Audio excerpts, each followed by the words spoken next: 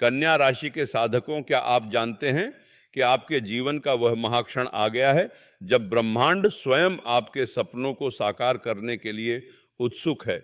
ये कोई सामान्य राशिफल नहीं, बल्कि आपके भविष्य का वह द्वार है जिसे खोलने की चाबी आज मैं आपको देने जा रहा हूं। यदि आप कन्या राशि के जातक हैं तो यह संदेश आपके लिए ही है, क्योंकि आपके ग्रहों का ऐसा अद्भुत संयोग बन रहा है जो आपके जीवन की हर दिशा को बदल सकता है। आपका करियर, आपकी आर्थिक स्थिति, आपका प्यार और पारिवारिक जीवन, सब कुछ कन्या राशि वाले आप स्वाभाविक विश्लेषक हैं। आपके भीतर वह बुद्धि है जो किसी भी जटिलता को सुलझा सकती है। लेकिन क्या आप जानते हैं कि केवल भाग्य ही काफी नहीं है, आपके कर्म और आपकी श्रद्धा ही वह रहस्य हैं जो इस भाग्य को साकार कर सकते हैं। आइए इस आध्यात्मिक यात्रा में हम साथ चलें और जानें कि कैसे आप अपने जीवन के हर पहलू को बदल सकते हैं। एक गहरी सांस लें, अपनी आंखें बंद करें और अपने इष्ट देव का ध्यान करें। मैंने अपनी आध्यात्मिक यात्राओं में कन्या राशि वालों के संघर्ष और उनकी पीड़ा को बहुत करीब से देखा है। आप ज्ञान के प्यासे, विश्लेषण के धनी और सेवा के सच्चे प्रतीक हैं। आपने हमेशा पूर्णता के लिए प्रयास किया, पर बदले में अक्सर आलोचना और निराशा मिली। आपके सूक्ष्म शरीर ने दूसरों की नकारात्मक ऊर्जाओं को झेला, जिससे आपके जीवन की रफ्तार थमी। आपने रातों रात अपने भाग्य को कोसा है, सोचा है कि आखिर आपके साथ ही ऐसा क्यों। मेरे भक्त, आपके वे सभी आंसू और संघर्ष अब समाप्त हो रहे हैं। ग्रह नक्षत्रों की चाल ऐसा दुर्लभ संयोग बना रही है जो आपके जीवन की काया पलट देगा। बुध देव अपनी पूर्ण कृपा के साथ आपके करियर और बुद्धि के भाव में हैं, और शनिदेव आपको वो अनुशासन और धैर्य का वरदान दे रहे हैं। आने वाले कुछ ही दिनों में आपकी मेहनत को ऐसा प्रतिफल मिलेगा कि आपके विरोधी भी आश्चर्यचकित रह जाएंगे। आपके अटके हुए धन की वापसी होगी, व्यापार में अभूतपूर्व वृद्धि होगी और पारिवारिक कलह दिव्य प्रेम में बदल जाएगा। आपके घर में माता लक्ष्मी और भगवान नारायण का स्थायी वास होगा। लेकिन यहाँ एक आध्यात्मिक सत्य छिपा है जिसे समझना अति आवश्यक है। ब्रह्मांड हमें देना चाहता है, ईश्वर कृपा बरसा रहे हैं, लेकिन क्या हमारा बर्तन उस कृपा को ग्रहण करने के लिए तैयार है? हमारे पिछले जन्मों के कर्म, लोगों की ईर्ष्या और नकारात्मक ऊर्जाएं एक अदृश्य दीवार बन जाती हैं। कन्या राशि वालों की अत्यधिक विश्लेषणात्मक प्रवृत्ति और चिंता इस दीवार को और मजबूत करती है। आपका सूक्ष्म शरीर हर नकारात्मक विचार को ग्रहण कर लेता है और वह आपकी प्रगति में बाधा बन जाता है। इस दीवार को तोड़ने के लिए मैं आपको 4 महाशक्तिशाली, अत्यंत गुप्त और अचूक उपाय दे रहा हूं, जिन्हें करने के बाद त्रिलोकीनाथ स्वयं आपके भाग्य की रेखाएं बदल देंगे। पहला उपाय है देवी राधा रानी और भगवान श्री कृष्ण की आराधना। कन्या राशि के स्वामी बुधदेव राधा रानी के परम भक्त हैं, अतः राधा रानी की कृपा से बुध ग्रह अपने शुभ फल प्रदान करता है। किसी बुधवार या शुक्रवार को ब्रह्म मुहूर्त में स्नान कर हरे या पीले वस्त्र धारण करें। चांदी के पात्र में गंगा जल, गाय का दूध और हरी इलायची डालकर राधा कृष्ण मंदिर में अर्पित करें। राधे राधे मंत्र का जाप करें। यह उपाय आपके करियर की सभी बाधाओं को समाप्त करेगा और आपकी बुद्धि को तीव्र करेगा।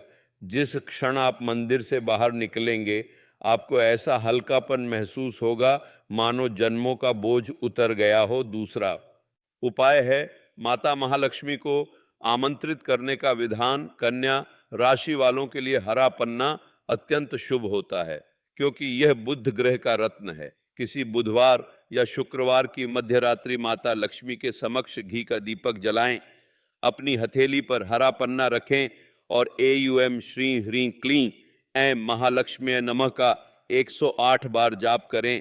जाप के बाद पन्ने पर फूंक मारकर माता के चरणों में अर्पित करें कि अगली सुबह उसे हरे कपड़े में बांधकर तिजोरी या पर्स में रखें।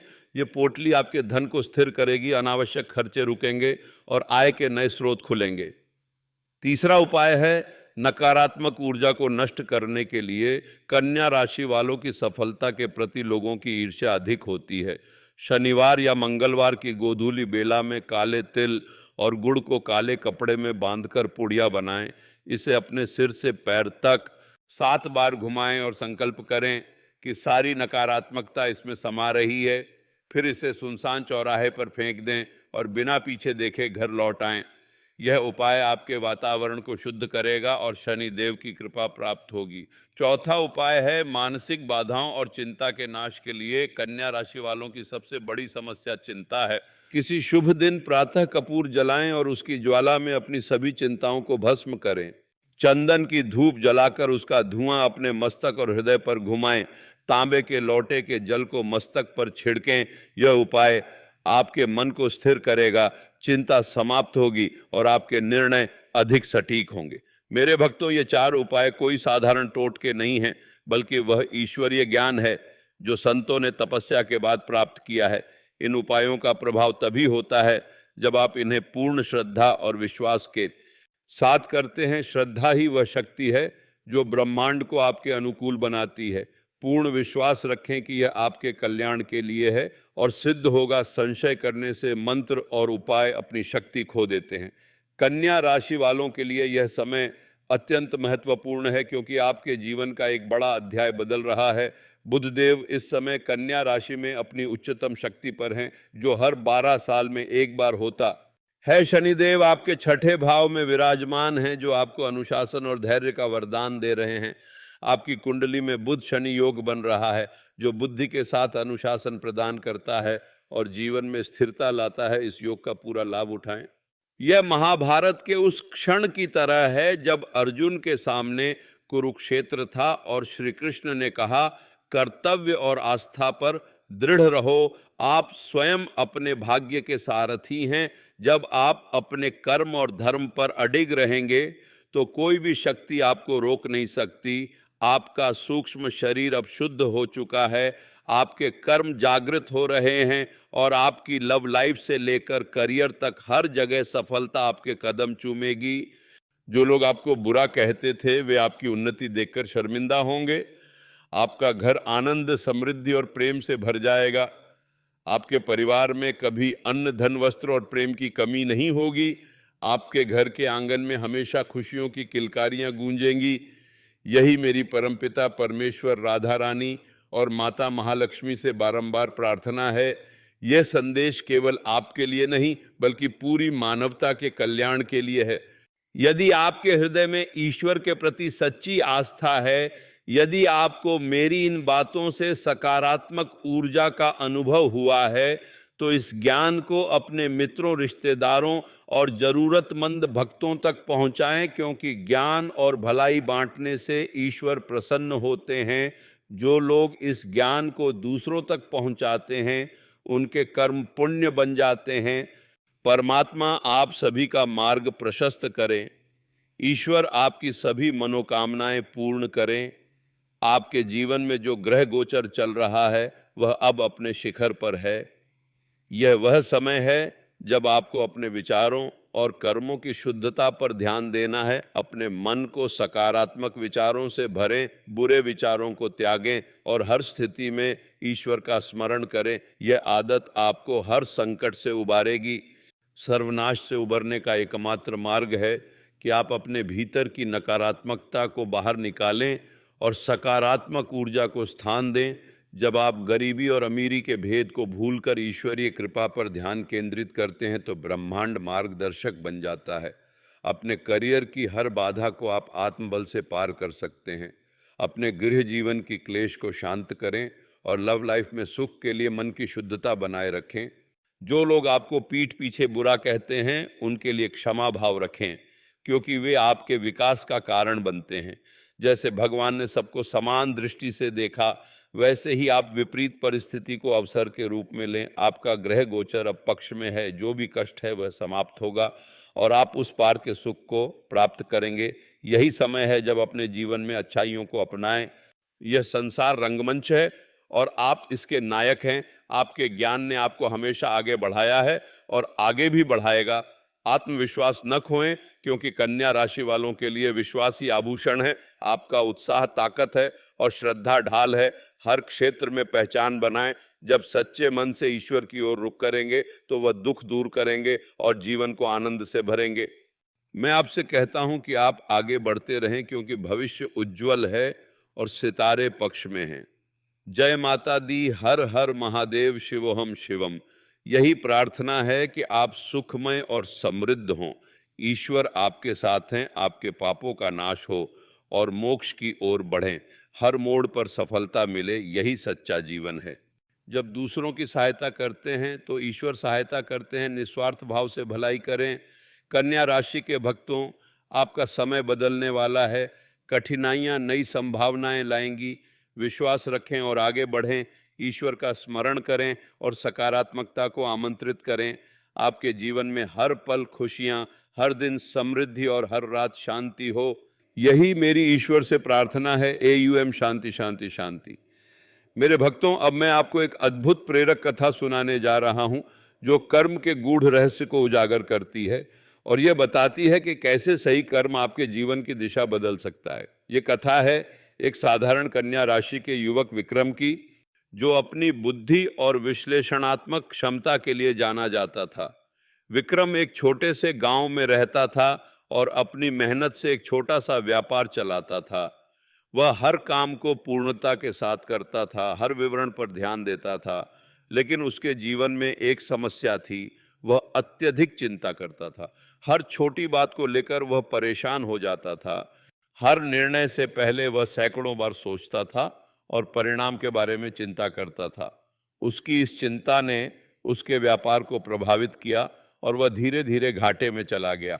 एक दिन निराश होकर विक्रम गांव के बाहर स्थित एक प्राचीन बरगद के पेड़ के नीचे बैठा था। वह सोच रहा था कि आखिर उसकी मेहनत का फल उसे क्यों नहीं मिलता। तभी उसने देखा कि एक वृद्ध संत वहां आए और उसके पास बैठ गए। संत ने विक्रम की आंखों में देखा और मुस्कुराते हुए कहा, बेटा, तुम चिंता के भंवर में फंस गए हो। तुम्हारी बुद्धि तो बहुत तेज है, लेकिन तुमने उसे सही दिशा नहीं दी है। क्या तुम जानते हो कि कर्म का असली रहस्य क्या है? विक्रम ने संत को अपनी सारी व्यथा सुनाई और पूछा, महाराज, मैं हर काम सोच समझकर करता हूं, फिर भी मुझे सफलता क्यों नहीं मिलती? संत ने गंभीर होकर कहा, बेटा, कर्म का पहला नियम यह है कि तुम अपने कर्मों का फल अपने हाथ में नहीं रख सकते। तुम केवल कर्म कर सकते हो, फल की चिंता मत करो। तुम्हारी चिंता ही तुम्हारी सबसे बड़ी बाधा है। जब तुम किसी काम को करते हो तो उसमें पूरा मन लगाओ, लेकिन उसके परिणाम को ईश्वर पर छोड़ दो। यही सच्चा कर्म है। विक्रम ने पूछा, लेकिन महाराज, मैं अपने कर्मों का फल क्यों नहीं भोगता? मैंने तो हमेशा अच्छे कर्म किए हैं। संत ने मुस्कुराते हुए कहा, कर्म केवल क्रिया नहीं है बेटा, कर्म तुम्हारा भाव है, तुम्हारा दृष्टिकोण है, तुम्हारी सोच है। यदि तुम किसी को मदद करते हो लेकिन तुम्हारे मन में यह भाव है कि बदले में तुम्हें कुछ मिलेगा, तो वह कर्म पूर्ण नहीं है। सच्चा कर्म वह है जो निस्वार्थ भाव से किया जाए, जिसमें कोई स्वार्थ न हो, कोई अपेक्षा न हो। संत ने विक्रम को एक कहानी सुनाई। एक बार एक राजा था जो बहुत दानी था। वह प्रतिदिन सैकड़ों लोगों को भोजन कराता था, वस्त्र दान करता था, लेकिन उसके मन में यह भाव था कि उसके दान से उसे स्वर्ग मिलेगा और लोग उसकी प्रशंसा करेंगे। एक दिन एक संत ने राजा से कहा, हे राजन, तुम्हारा दान तो बहुत बड़ा है, लेकिन तुम्हारा कर्म अधूरा है। तुम दान तो करते हो, लेकिन तुम्हारे मन में अहंकार है। तुम चाहते हो कि लोग तुम्हारी प्रशंसा करें। यह कर्म नहीं, यह व्यापार है। राजा ने संत से पूछा, तो फिर सच्चा कर्म क्या है? उस संत ने कहा, ये सच्चा कर्म वह है जो तुम गुप्त रूप से करो, जिसे कोई न देखे, जिसका कोई प्रचार न हो, और तुम्हारे मन में यह भाव हो कि यह तो मेरा कर्तव्य है, मेरा धर्म है। यही वह कर्म है जो तुम्हें मोक्ष की ओर ले जाता है। संत ने आगे कहा, बेटा विक्रम, कर्म का दूसरा नियम यह है कि तुम अपने कर्मों का विश्लेषण तो करो, लेकिन अत्यधिक नहीं। कन्या राशि के लोग बहुत विश्लेषण करते हैं, हर पहलू को तौलते हैं, लेकिन अत्यधिक विश्लेषण चिंता में बदल जाता है और चिंता कर्म को अवरुद्ध करती है। जब तुम किसी काम को करने से पहले बहुत अधिक सोचते हो तो वह काम कभी पूरा नहीं होता। कर्म का सार है, कर्म करो, उसे पूर्णता के साथ करो, लेकिन उसके फल की चिंता मत करो। विक्रम ने पूछा, महाराज, मैं समझ गया कि मुझे फल की चिंता नहीं करनी चाहिए, लेकिन मेरा व्यापार तो बिगड़ रहा है, मैं क्या करूं? संत ने कहा, बेटा, तुम अपने व्यापार में ईमानदारी से काम करो, ग्राहकों को संतुष्ट करो, लेकिन लाभ हानि के बारे में चिंता मत करो। जब तुम अपने कर्म पर ध्यान दोगे तो उसका फल अपने आप आएगा। यह ब्रह्मांड का नियम है कि जो व्यक्ति अपने कर्तव्य का पालन करता है उसे उसका फल अवश्य मिलता है। चिंता से तुम्हारी ऊर्जा क्षीण होती है और तुम सही निर्णय नहीं ले पाते।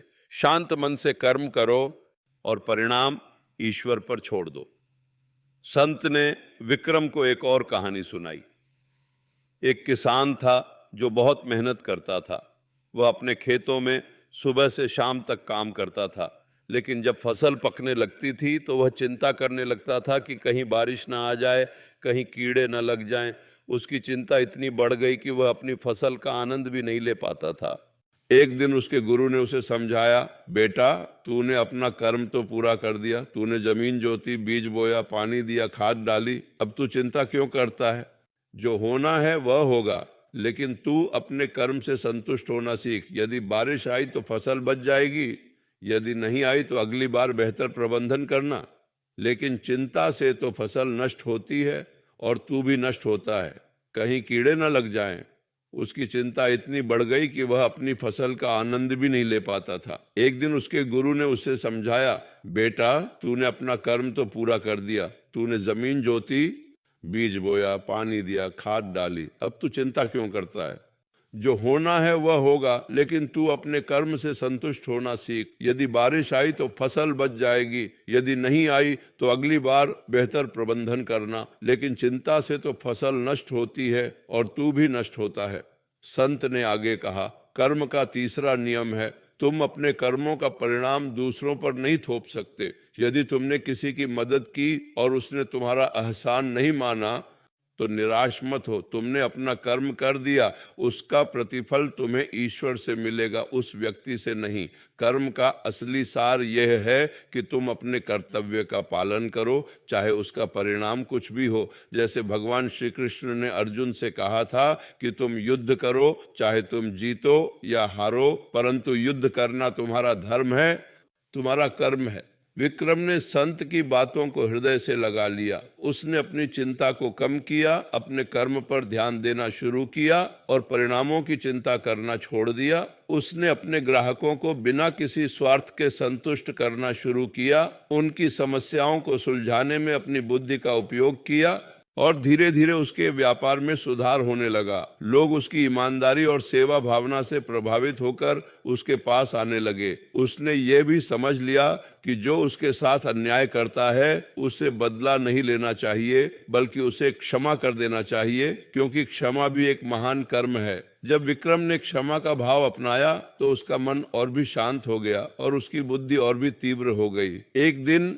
उसके एक पुराने मित्र ने उससे कुछ पैसे उधार लिए और बाद में उसे धोखा दे दिया। विक्रम को बहुत दुख हुआ, लेकिन उसने संत की बात याद की, तुमने अपना कर्म कर दिया, उसका प्रतिफल तुम्हें ईश्वर से मिलेगा। उसने उस मित्र को क्षमा कर दिया और आगे बढ़ गया।